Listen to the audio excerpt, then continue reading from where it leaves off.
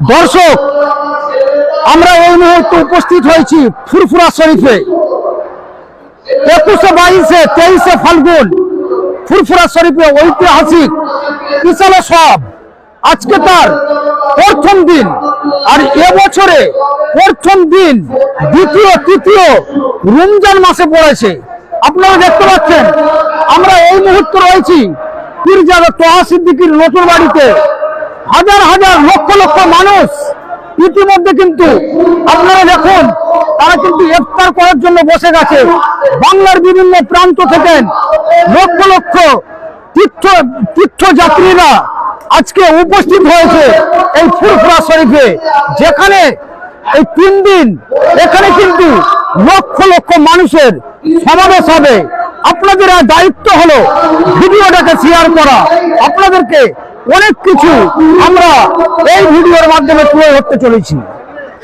আপনারা জানেন যে তহসিদ্দি সাহেব বিভিন্ন সংবাদ মাধ্যমে তিনি কিন্তু জানিয়েছিলেন যে আমি এবছর সৌদি আরবের মতো কিন্তু ইফতার মজলিস করতে চলেছি দাদা হুজুর ঐতিহাসিক ইসালে সাহেবের প্রথম দিন ও দ্বিতীয় তৃতীয় দিনে। সেই মতো কিন্তু কাজ কিন্তু তহসিদ্দি সাহেব তিনি কিন্তু সেই মতো কাজ চালু করেছে। দেখতে পাচ্ছেন আমরা প্রত্যেকটা মানুষ কিন্তু ইফতার কিংবা এক একটা প্লেট করে এক একটা বাক্স করা হয়েছে। সেই বাক্সের মধ্যে কিন্তু ইফতার দেওয়া হয়েছে। সমস্ত মানুষকে কিন্তু দেওয়া হয়েছে। প্রায় হাজার হাজার মানুষ কিন্তু আজকে উপস্থিত হয়েছে। সেই ভিডিও কিন্তু আপনাকে সরাসরি দেখাচ্ছি। ভিডিওটি ভালো লাগলে অবশ্যই শেয়ার করবেন। পীরজাদা তোহা সিদ্দিকী আবারও বলতে হচ্ছে, তিনি বলেছিলেন সংবাদ মাধ্যমে যে আমি সৌদি আরবের মতো এবছর ইফতার মজলিস করাবো। সেরকম মতো কাজ কিন্তু করছেন পীরজাদা তোহা সিদ্দিকী সাহেব। দেখুন প্রত্যেকটা মানুষকে কিন্তু সেই ইফতার মজলিস কিন্তু বাক্সের মধ্যে দেওয়া শুরু করেছে। প্রায় সমস্ত মানুষকে দেওয়া হয়ে গেছে, কিছু জনকে বাকি আছে দেওয়া হবে। তারপরে আজান হবে, আজান হলে সমস্ত মানুষ কিন্তু ইফতার খাওয়া শুরু করবে।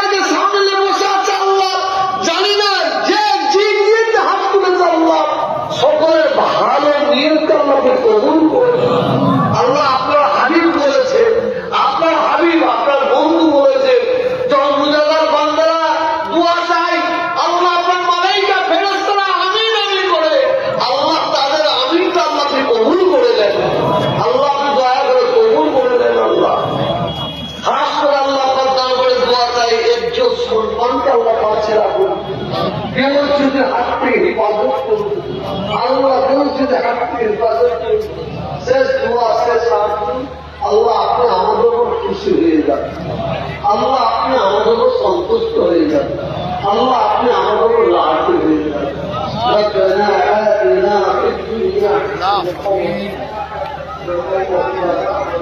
اللهم ربنا ظلمنا انفسنا وان لم تغفر لنا وترحمنا لنكونن وصلى الله على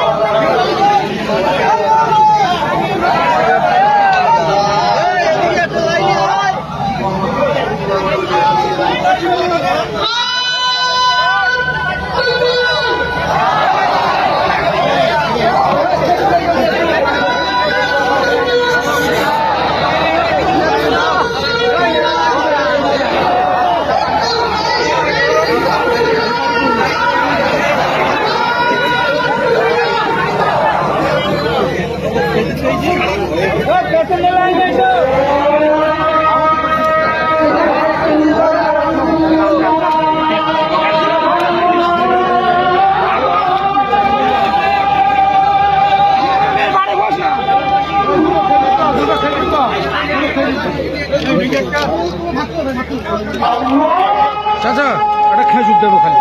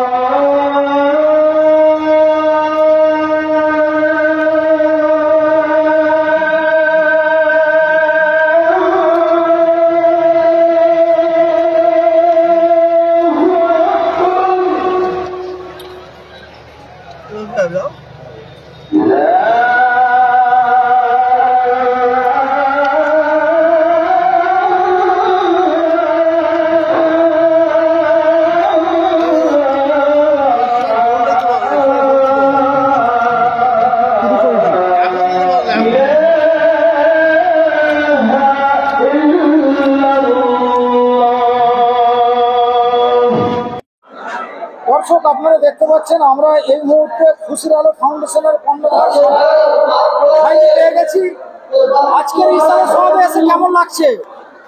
খুব ভালো লাগছে। রোজা পবিত্র ইসলের স্বভাব প্রথম ফার্স্ট দিন এখানে রোজা ইফতার পার্টি আমাদের পীরজাদা তোয়া সিদ্দিকী সাহেব করালেন, তো আমিও এখানে ইফতার করলাম, তো খুব ভালো লাগলো আমার। খুশি আলো ফাউন্ডেশন যে আপনি চালান, কেমন কি উদ্দেশ্য আপনার? আমার উদ্দেশ্য মানে মানুষের যারা অসহায় মানুষ, যারা বাড়িতে অসহায় বিমার পড়ে আছে তাদের সেবা করা, যারা খেতে পায় না, বহুত মানে তাদের কেউ নেই, মানে তাদের জন্য আমার ইচ্ছা যে কিছু ভালো কাজ সমাজে করার। আর কি কি করার ইচ্ছা আছে আপনার? ইচ্ছা তো অনেক কিছু আছে। আমার একটা ইচ্ছা আছে যে আমাদের ওখানে অ্যাম্বুলেন্সের সেবা নেই, তো আমাদের ফাউন্ডেশনের পক্ষ থেকে আমি একটা অ্যাম্বুলেন্সের সেবা দেবার ইচ্ছা আছে। মোটামুটি 1-2 মাসের মধ্যে ওটা কল্পনা চলছে আমাদের। ক বছর হলো আপনার এই ফাউন্ডেশন, কত বছর চলছে? ফাউন্ডেশন মোটামুটি 1 বছর হয়ে গেল। আগাম ভবিষ্যতের পরিকল্পনা কি কি আছে?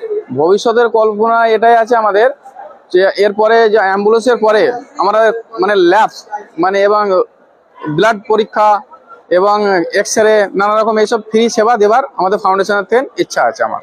মানে শুধু কি আপনার হুগলি জেলার মানে বিভিন্ন জায়গার আপনারা করেন? প্রথম আমার তো এলাকাটা প্রথম, তারপরে সেরাম যদি আল্লাহ পাক চায়, যদি কারো সেবা পায়, কারো যে সহযোগিতা পায়, আরো বড় করার ইচ্ছা আছে। ভবিষ্যৎ স্বপ্ন তো আছেই সবাই, আমারও সে স্বপ্ন আছে আমাদের ফাউন্ডেশনের পক্ষ থেকে।